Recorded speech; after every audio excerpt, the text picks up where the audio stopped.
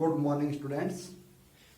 Today we are discuss vector algebra. जो class 12th में हम वेक्टर अलजेब्रा में पढ़ रहे थे उसमें हमारा नेक्स्ट टॉपिक है linear dependent and independent vector. क्या है? Linear dependent and independent vector. तो इसके बारे में हम आज डिटेल से पढ़ेंगे. तो लेट्स पॉज. हमारे पास क्या है? वेक्टर है. A1 वेक्टर है, A2 वेक्टर है, A3 वेक्टर है और AN वेक्टर है. ये लीनियर डिपेंडेंट वेक्टर कब होंगे? ठीक है, are called linear dependent vector. ठीक है, लीनियर डिपेंडेंट वेक्टर्स का मतलब क्या है कि ये सारे वेक्टर होते हैं वो एक दूसरे पे डिपेंड कर रहे हैं. किसी एक वेक्टर को मैं रिमेनिंग वेक्टर्स की फॉर्म में लिख सकता हूं. देखिए K1 मेरा है स्केलर है, K1 A vector plus K2 A2 vector plus K3 A3 vector plus KN AN vector. इस लीनियर फॉर्म में मैंने लिख दिया. इनको इस लीनियर फॉर्म में अगर मैंने लिख सकता हूं तो ये क्या हो गए? लीनियर डिपेंडेंट वेक्टर हो गए. बस इसमें एक छोटी सी शर्त ये है, at least KI not equal to 0. इसका क्या मीनिंग है KI नॉट इक्वल टू 0? इसका मैं बता रहा हूं. जो ये हमने स्केलर लिखे हैं K1 K2 K3 KN, ये सारे के सारे एक साथ 0 नहीं होने चाहिए. इनमें से कम एक या तो K1 या K2 या K3 नॉट इक्वल टू 0 होना चाहिए. ठीक है, अगर एक से ज्यादा नॉट इक्वल टू 0 है तो अच्छी बात है, लेकिन कम से कम एक को तो क्या होगा? नॉट इक्वल टू 0 होना चाहिए.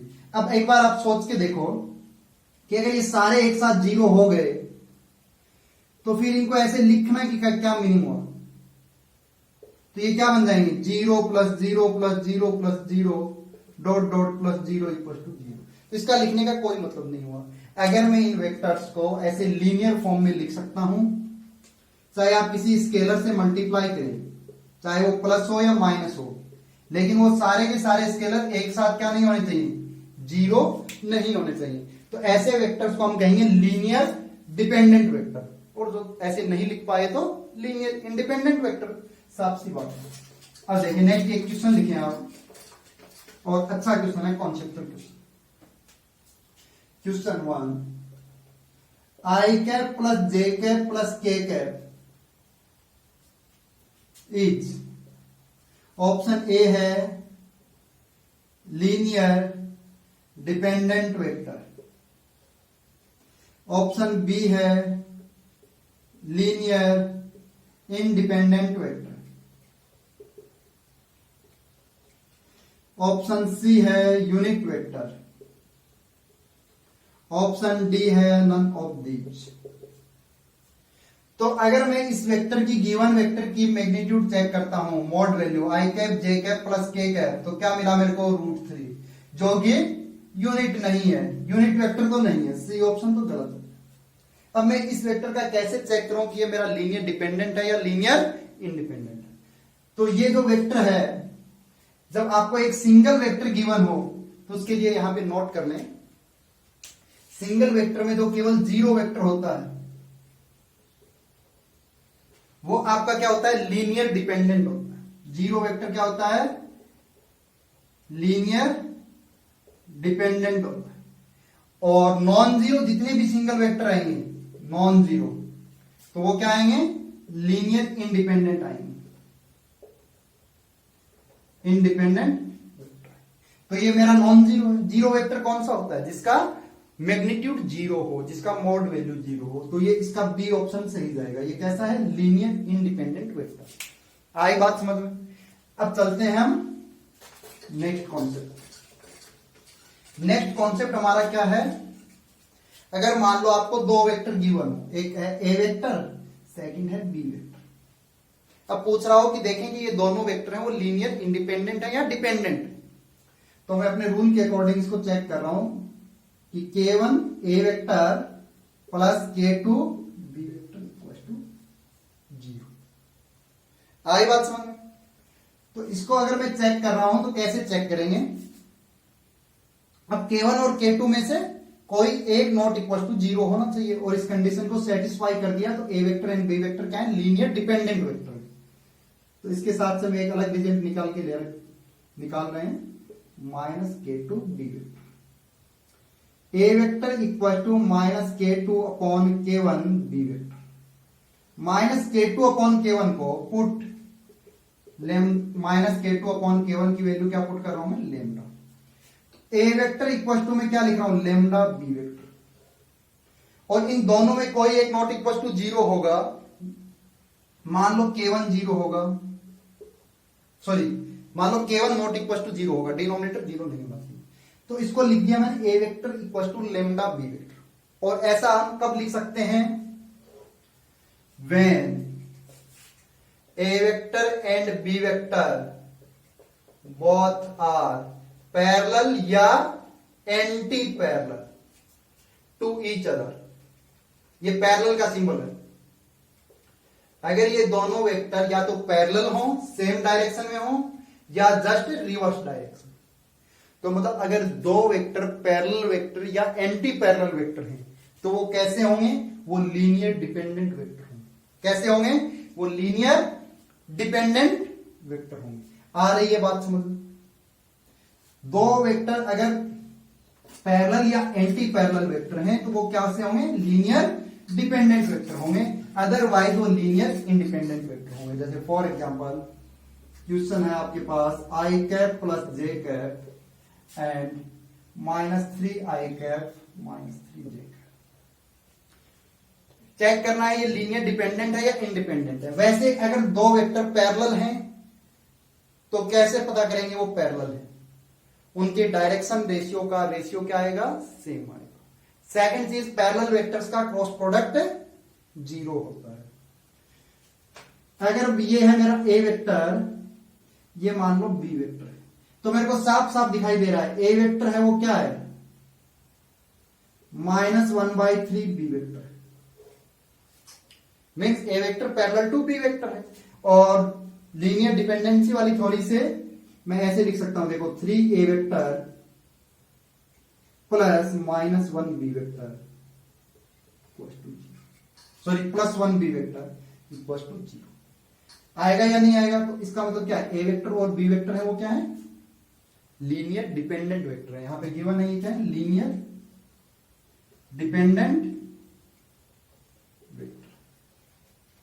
आई बात समझ? जो मैं सिंगल वेक्टर की बात कर रहा था, देखो अगर आपको सिंगल वेक्टर गिवन है k1 a1 vector equal to 0, अब यहां पे केवल एक ही है तो एटलीस्ट एक है तो इसको नॉट इक्वल टू 0 होना चाहिए। अगर k1 0 नहीं है तो ये वाला वेक्टर है, इसको क्या बनना पड़ेगा, 0 वेक्टर।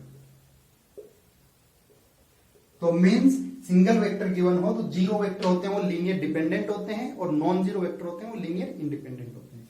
दो वेक्टर अगर गिवन हो तो वो क्या होने चाहिए, वो इस फॉर्म में होने चाहिए, A vector equal to lambda B vector. तो इस केस में वो क्या है, लीनियर डिपेंडेंट। देखो मैग्नीट्यूड डिपेंड नहीं कर रहा है दोनों का, पर डायरेक्शन तो डिपेंड कर रही है ना दोनों की। एक दूसरे के फॉर्म में रिप्रेजेंट कर सकते हैं हम लेमडा को एडजस्ट करके। आ रही है बात समझ में? अब देखें अगर तीन वेक्टर अगर हमें गिवन हो, अगर तीन वेक्टर हमें गिवन हो, ए वेक्टर है हमारे पास, बी वेक्टर है और हमारे पास सी वेक्टर, अगर ये लीनियर डिपेंडेंट होंगे, are linear dependent, are linear dependent vector, ठीक है। अगर तीन वेक्टर लीनियर डिपेंडेंट होंगे तो इनको मैं ऐसे लिखूंगा, k1 a vector plus k2 b vector plus k3 c vector equal to 0, और इनमें से कोई भी एक एटलीस्ट k1 या k2 या k3 नॉट इक्वल टू 0 है। हो सकता है दो नॉट इक्वल टू 0 हो या तीनों के तीनों नॉट इक्वल टू 0 हो। और ऐसी ही कंडीशन जब ये वेक्टर क्या रहते थे, कोप्लेनर रहते थे, तब भी सेटिस्फाई करते थे। तीनों वेक्टर्स का क्या आ रहा था, ट्रिपल डॉट प्रोडक्ट 0 आ रहा। तो जो तीन वेक्टर कोप्लेनर वेक्टर होंगे तो वो लीनियर डिपेंडेंट होंगे, ठीक है। तो तीन वेक्टर अगर आपके कोप्लेनर हैं तो वो क्या आएंगे, लीनियर डिपेंडेंट डिपेंडेंट वेक्टर है। और 3 वेक्टर अगर नॉन कोप्लेनर हैं तो वो लीनियर इंडिपेंडेंट वेक्टर है। जो आपको ट्रिपल डॉट प्रोडक्ट में क्वेश्चंस करवाए थे वही सेम क्वेश्चन अभी मैं फिर से एक बार ऐसे देखें एक बार कि आपके पास क्वेश्चन है A vector minus B vector minus C vector minus A vector are option A है कोप्लेनर वेक्टर, ऑप्शन बी है लीनियर डिपेंडेंट वेक्टर,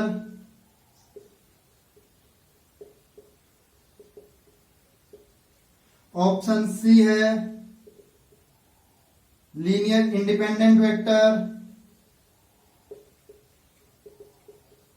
और ऑप्शन डी है बोथ ए एंड बी।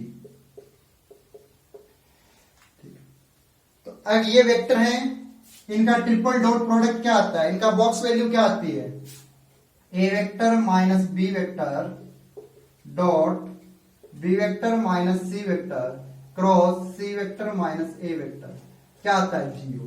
तो ये क्या आ गए कोप्लेनर है और 3 वेक्टर अगर कोप्लेनर होंगे तो वो लीनियर डिपेंडेंट भी होंगे।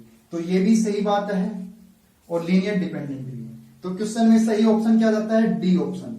तो both A and B are correct option. और वैसे भी इन तीनों वेक्टर को देखो किस फॉर्म में लिख सकता हूं, 1 इंटू ये पहला vector A1 vector plus 1 into K1 की वैल्यू 1 K2 की वैल्यू भी 1, ये आपका A2 वेक्टर और ये आपका A3 वेक्टर, ये 0 आएगी। देखो B वेक्टर से B वेक्टर, C से C वेक्टर और A से A वेक्टर। इस फॉर्म में लिख दिया ना मैंने, K1 A1 vector plus K2 A2 vector plus K3 A3 vector equal to 0 और इनमें से K1 K2 K3 तीनों ही नॉट इक्वल टू 0। तो ये सिंपल से वेक्टर है। अगर 3 वेक्टर होंगे तो वो क्या होंगे कोप्लेनर होंगे, तो वो लीनियर डिपेंडेंट होंगे, अदरवाइज वो लीनियर इंडिपेंडेंट वेक्टर होंगे। अदरवाइज क्या होंगे लीनियर इंडिपेंडेंट वेक्टर। अगर 3 से ज्यादा वेक्टर होंगे तो हम इसी तरीके से उनको चेक करेंगे, उनको सॉल्व करेंगे। आई बात समझ में? तो एक बात आप कंफर्म कर लें, अगर लीनियर डिपेंडेंट वेक्टर हैं तो उनको हम लीनियर फॉर्म में लिख सकते हैं, एक वेक्टर को रिमेनिंग वेक्टर्स की फॉर्म में रिप्रेजेंट कर सकते हैं। अभी हमारा वेक्टर का लास्ट टॉपिक है एडिंग डालें triple cross product. Triple cross product, triple cross product जैसे ट्रिपल डॉट प्रोडक्ट था हमारे पास एक स्केलर रिजल्ट निकल के आता था, अभी है ट्रिपल क्रॉस प्रोडक्ट। ए वेक्टर क्रॉस ये बी क्रॉस सी बॉक्स में लिखा हुआ है, तो इसका रिजल्ट आपको ऐसे ध्यान रखना है। देखो ए को सबसे पहले दूर के साथ सी वेक्टर के साथ, ए वेक्टर डॉट सी वेक्टर, इनका डॉट प्रोडक्ट, ये स्केलर है, इस स्केलर को बी वेक्टर के साथ मल्टीप्लाई करके माइनस फिर इस ए वेक्टर को बी वेक्टर के साथ डॉट प्रोडक्ट, ए वेक्टर डॉट बी वेक्टर और लास्ट में आ गया आपका रिमेनिंग सी वेक्टर। अगर ऐसे लिखा हुआ है A vector cross B vector और क्रॉस सी वेक्टर, तो सबसे देखो मैंने जैसे लर्न कर रखा है, सबसे पहले ए वेक्टर डॉट सी वेक्टर, फिर रिमेनिंग कौन रहेगा बी वेक्टर माइनस, अब ये बाहर वाला वेक्टर अंदर दोनों के साथ मल्टीप्लाई होगा, पहले दूर वाले के पास फिर अपने पास वाले के साथ। तो B vector cross C vector और सीक्वेंस सेम रखनी है, पहले बी लिखा है तो बी फिर सी, कौन रहेगा रिमेनिंग ए वेक्टर। अगर आप ध्यान से देखते हो तो यहां पे देखो A vector cross B vector cross C vector not equal to A vector cross B vector cross C vector, तो ये इक्वल नहीं है। जबकि अगर आपको याद हो तो A vector dot B vector cross C vector equal आते थे A vector cross B vector dot C vector. तो डॉट ट्रिपल डॉट प्रोडक्ट में ये इक्वल आते थे कि ब्रैकेट पहले लगा है या बाद में लगा है, लेकिन यहां पे ये इक्वल नहीं आएंगे, तो ये आपको ध्यान रखना है। अभी हम इस पे एक सिंपल सा क्वेश्चन सॉल्व कर लेते हैं ताकि समझ में आ जाए कि फॉर्मूले का कैसे यूज करना है। सिंपल, हमको ए वेक्टर गिवन है I cap plus J cap minus K cap, B vector हमें गिवन है 2i cap plus 3j cap minus k cap. C vector हमारे पास है ओनली i कैप। सिंपल। तो हमें फाइंड आउट करना है A vector cross B vector cross C vector. Formula क्या है? ए वेक्टर देखो पहले दूर डॉट सी, फिर उसको B vector minus A vector dot B vector फिर सी वेक्टर। तो देखो कैसे कैलकुलेट करने, पहले मैं इन दोनों का डॉट ले लूं, ए और सी का लेना ही पड़ेगा।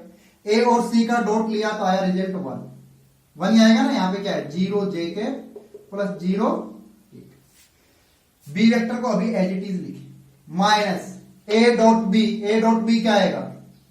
ये 2 प्लस 3 प्लस 1 सी। तो ये क्या आएगा? B vector minus 6 C vector.